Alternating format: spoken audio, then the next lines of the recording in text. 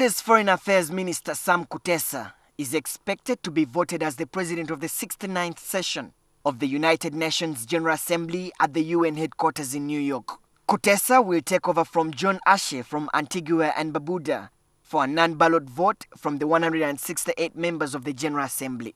If he's inaugurated, Kutesa will assume his duties at the beginning of the session in September, assisted by 21 vice presidents. This all comes amidst international criticism about his track record allegedly marred by corruption scandals. Among other duties, Kutesa will be expected to declare the opening and closing of each plenary meeting of the session, direct the discussions in the plenary meeting, ensure observance of the rules of procedure, put to question and announce the decisions, rule on points of order and subject these rules, have a complete control of the proceedings at any meeting. Kutesa shall not also vote on any issue. The United Nations is basically made up of 5 key organs. That is the UN Security Council, the UN General Assembly, the Economic and Social Council, and of course the Stewardship Council and the International Court of Justice. But Sam Kutesa will be presiding over the UN General Assembly as president. Now, the UN General Assembly is basically made up of 163 member states from different countries, from Europe, Africa, Asia, and the other continents. But this is the deliberative and policy-making organ of the UN, where people sit and deliberate on all issues besides peace and security.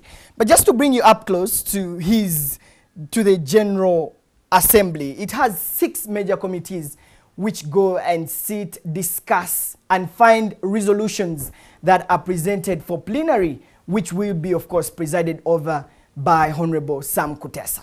Key in the 69th session is the discussion on the post-2015 development agenda and the high-level stock-taking event slated for early September.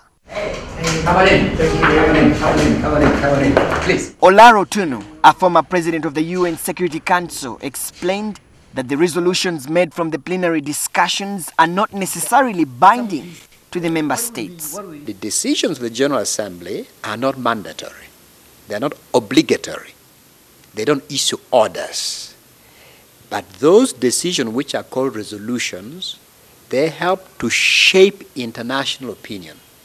They are persuasive weight.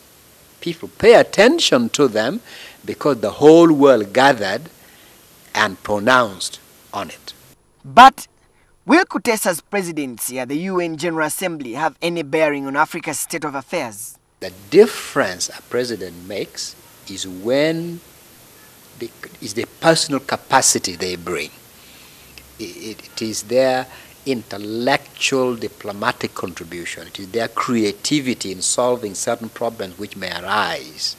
It is the moral voice that they bring to the table that can give them a certain influence and thus can bring honor to the country of origin or to the continent of origin. As the 65-year-old prepares to take his new position, there are still dissenting voices that are critical of his presidency. He's a foreign affairs minister, yes, but he has a checkered history.